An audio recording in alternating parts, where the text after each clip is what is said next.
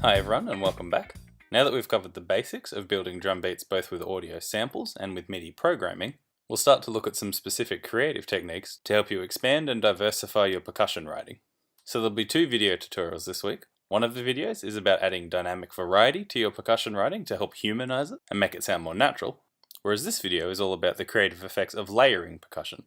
So what I've got here is a pre-arranged selection of audio samples, all of which are percussive or different drum beats, and we're going to use this to demonstrate some of the merits of layering multiple percussion instruments or samples. So we'll listen through the small arrangement and see if you can notice the contribution that each individual layer of percussion makes to the overall piece.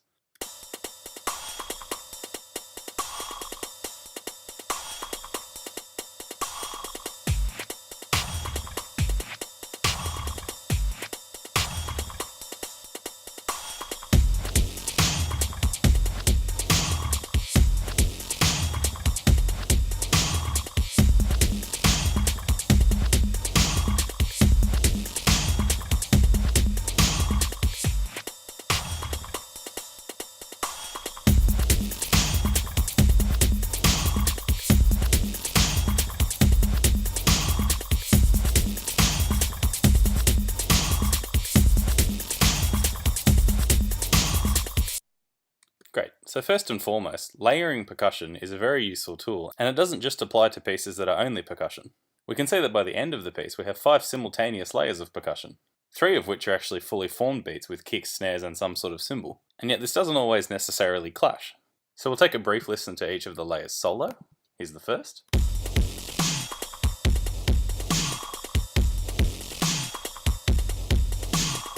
We can clearly hear that that's the foundation and the backbone of what we're building upon.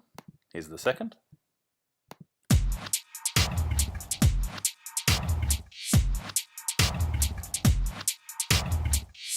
So a very similar rhythm that doesn't contest with the first but just adds a little texture. Now we have the third.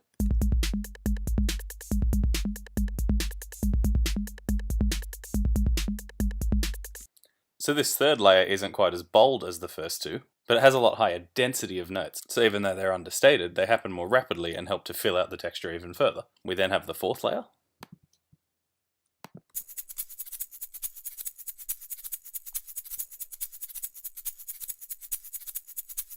And this is the first of our layers, which isn't actually a fully formed beat in and of itself. It's just a single percussive instrument, again to add rhythmic texture and intensity, so to increase the amount of notes there are, as well as to add tonal or timbral variety. So by introducing the specific tone of a shaker, we diversify the overall sound of the beat. And then the final layer.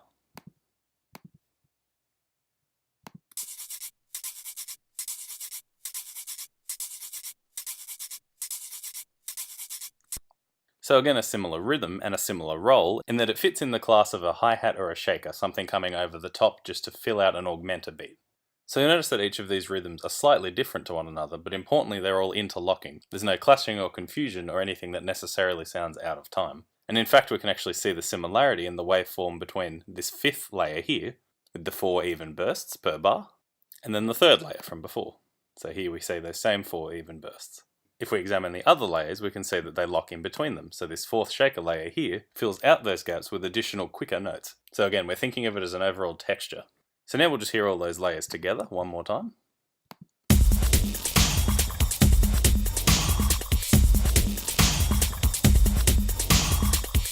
And as you can hear, we've achieved a much thicker texture than if we'd just gone with the single bass drum beat. So quite clearly that's the most immediate use of layering your percussion, to help you reach a higher intensity of drum beat, or in another sense, a thicker texture. But beyond this single sliced moment in time, layering your percussion also has an important structural function. So if I unsolo this first track and then come back to the beginning of our project, you'll see here that even visually, the entering and exiting of different percussive layers has mapped out a simple structure. So we can see a small intro with one layer, a second joins and is followed by a brief cut to signal the first main section. We then have a third layer join to build intensity before a short reprise of the earlier cut, following which a fourth and fifth layer join as a climax. Now to demonstrate one of the ways that this is the most useful to beginners, I'm just going to zoom out a little and create something new at the end of my project. So I'll extend the end of it just slightly, and then zoom in later in the project over here. So let's say we're starting a hypothetical percussion focused song, and we're thinking of kicking things off with just a thin layer, like a shaker or a hi-hat of some kind. We might come to our loops, we might single out shaker, Then we'll audition a few and choose one we like. Let's just use this one for now. So with that in our project, the next thing we might want to do is actually progress to a main beat. We'll use this as an introduction before bringing in the lower end to fill out the drum kit, so like a kick drum and a snare. Now typically the beginner's approach to this is to use a single percussive track, meaning that on the same track that we've placed this shaker sample, you may think to find the next built-up drum beat that you want to use and place it on the same track. But that can cause a sudden tonal disconnect, where the timbre of the two instruments suddenly change. But to demonstrate, I'll just find a simple drum beat quickly. Let's just try some of these.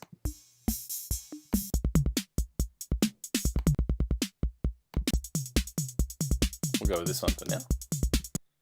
Let's have a first listen.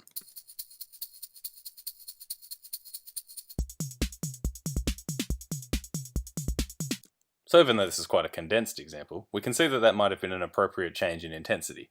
We would have had a simple thin layer, like a shaker, transitioning into a more fully fleshed drum beat as the song progresses. But what we do here is the sudden cutting off of the shaker. So given that, I'd encourage everybody, and particularly beginners, to experiment with maintaining that original layer as you actually add a new layer of percussion, rather than replacing the loop. So let's have a listen to compare, for example.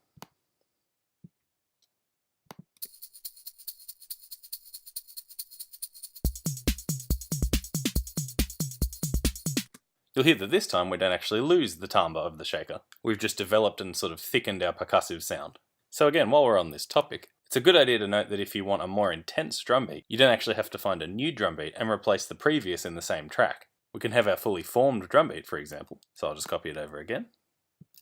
And then we can go and search for a kind of add-on layer, so again something thin like a hi-hat just to come over the top. And this is good if we don't want to massively kind of multiply the intensity by adding another full beat. So again, what we might do is audition through a few of these examples here and find one that's mostly hi-hat, particularly if it's in a subtly different or interlocking rhythm which might produce interesting patterns when they're combined. So let's go and try a few.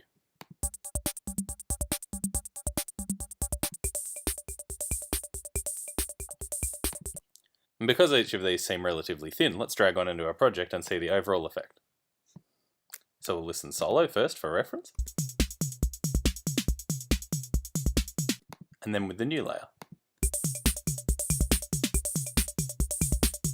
And again, if that's not quite the sound we're looking for, let's try something with a different tone, so maybe something more metallic, like an explicit hi-hat. And so again, we could search through and audition samples, but if we know what we want, why not search a keyword like hat, short for hi-hat, and have a listen to some of these.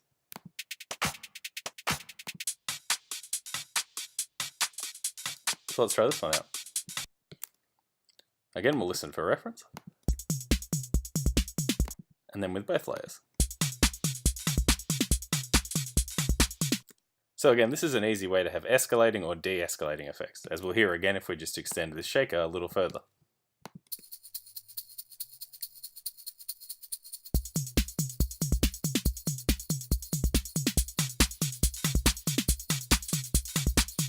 So yes, I'd very much encourage everybody to experiment with multiple layers of percussion, particularly for this second assessment, which is focused on rhythm. So we'll focus in again on this original project just quickly, and address another important thing about using multiple percussion layers. So I'll toggle the loop library off for the moment by pressing O on my keyboard, and then we'll have a listen to specifically this first layer, soloed.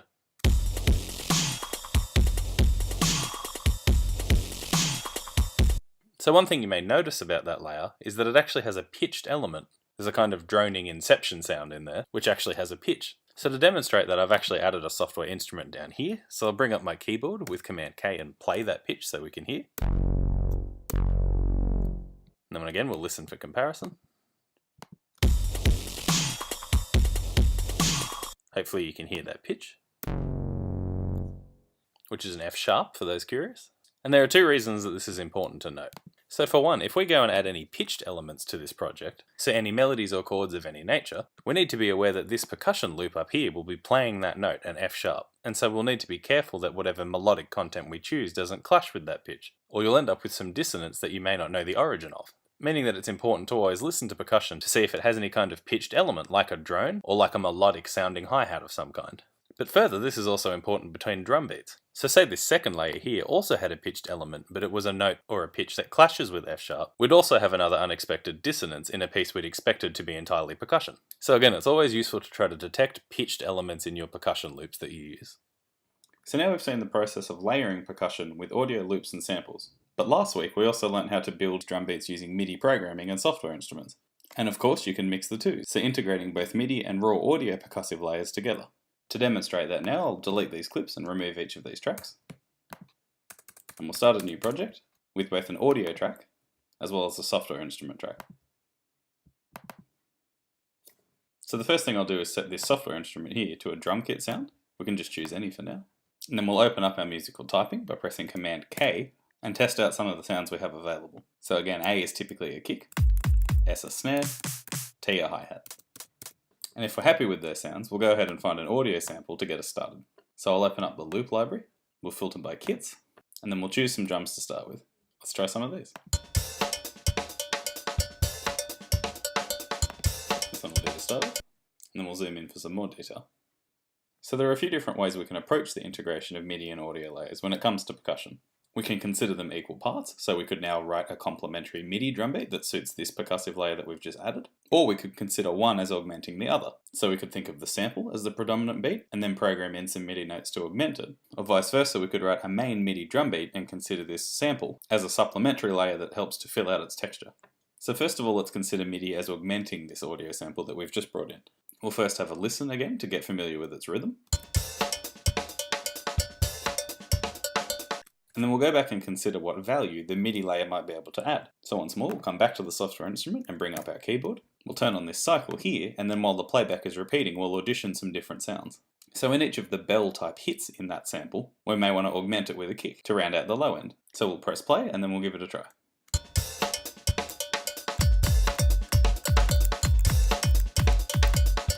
So then of course, if we like the sound of that, we can simply come back to the beginning of the piece, hit record, and then perform in that MIDI layer. And this is a good time to mention that if anyone would like a count in before they record, particularly if it starts at the beginning of the project like this, you simply have to toggle on these 4 numbers here, and you'll receive a count in the time signature that you've set for the project. So with that toggled on, I'll hit R for record, and then I'll perform in those bass notes.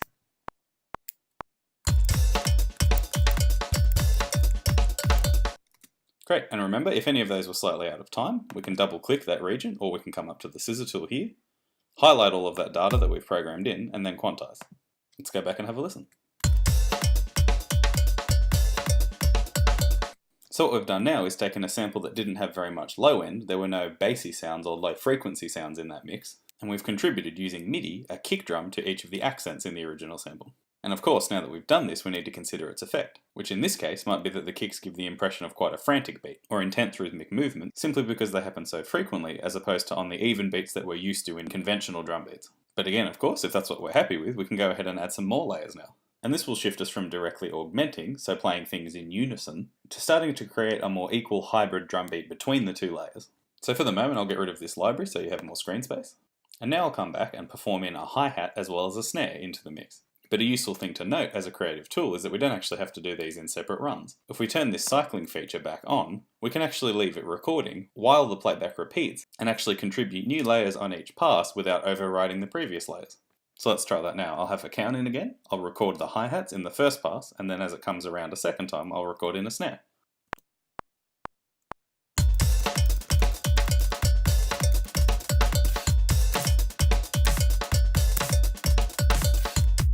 So that might have been difficult to hear over me hammering the keyboard, but I'll come down and quantize all that data we've just recorded, then solo the track and have a listen from the beginning.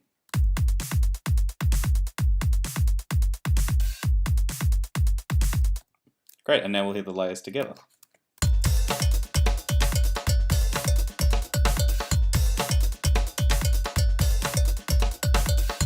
So again, as for everything in music making, we can now go ahead and balance these layers, and we could also apply automation, which again we get to by pressing A, but you'll need to close this keyboard first, or you'll simply play the note mapped to A. So we'll close this keyboard, toggle A to get our automation, and again then we could apply an envelope to any number of parameters, so panning or any other effects as well. So I'll toggle that back off, turn down the original sample slightly, and then give a brief example of the same layering we saw before. So let's say we begin with just that audio sample, and then have the MIDI track we recorded join later. So we'll loop this across, and then have a listen to the effect.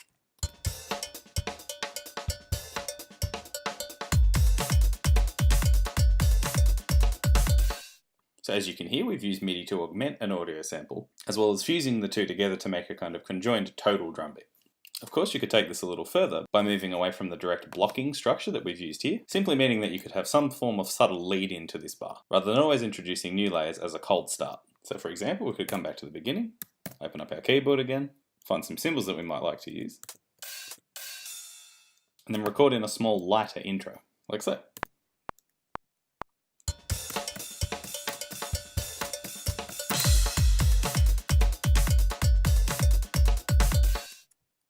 And of course, as always, we can quantize that. And then beyond that, if it's a little too aggressive for what we've been aiming for, we can either lower the velocity, change the notes that we've used by dragging them up or down here, or again, we could even come to the automation for the track and then slowly fade in, like so. So let's try that out.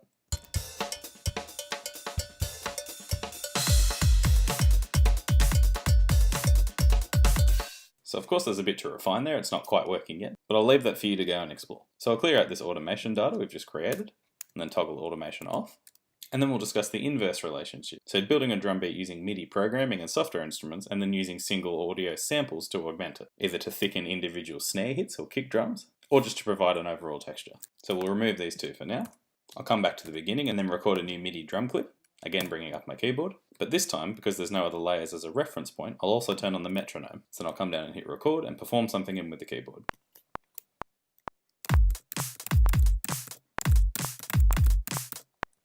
Then we'll go ahead and quantize that and have a listen.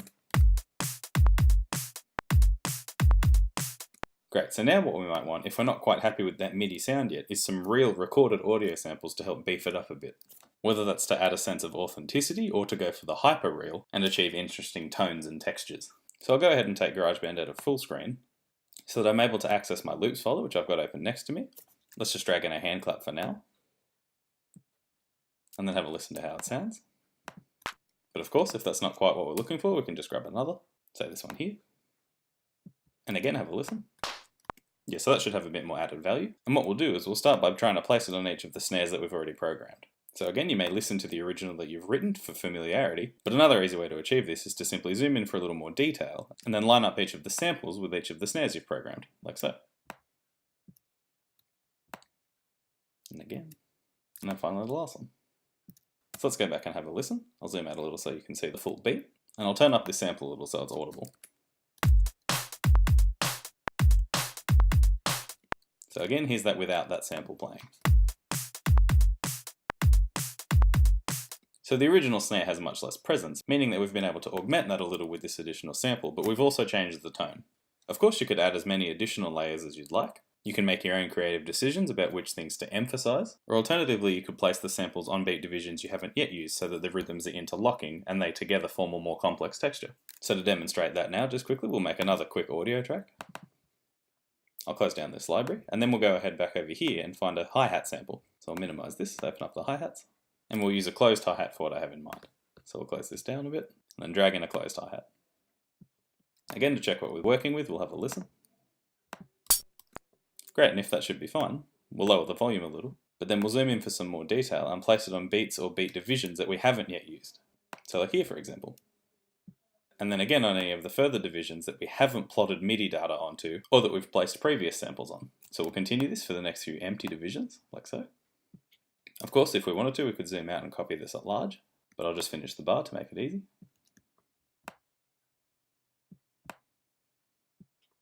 Then we can go ahead and just copy that for the next bar, and just place that here. So now let's zoom back out. We'll lower this hi-hat down because it's quite a quick rhythm, and we don't want it to overpower anything else. And then we'll go back and listen to the total effect on repeat.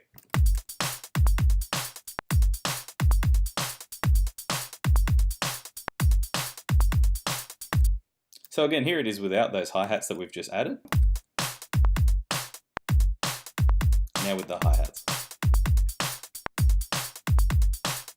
We can instantly hear that the drum beat sounds more full and active. But again, the extent to which you do this is your own decision to make. The number of layers you use is up to your own creative intentions. But I would also always urge you to consider the structural implications of each decision you've made. So is it too intense or not intense enough for this moment in the song? Or in another way of thinking, is it overpowering the other layers which are perhaps more important at this moment? But back to this beat here, what we've now done is constructed our own drum beat completely from scratch using a combination of MIDI and audio samples to augment one another in various ways. So from here, I'd very much encourage you all to spend some time experimenting with layering percussion in different ways and for different purposes. Particularly for this second assessment, which is a piece focused on percussion, it would be good for you to demonstrate layers of percussion as well as interlocking rhythms to some extent. I hope you've all enjoyed. You can direct any questions to the forums or our chat sessions each week, and you can feel free now to watch the second tutorial for this week on dynamic variation in drum beats.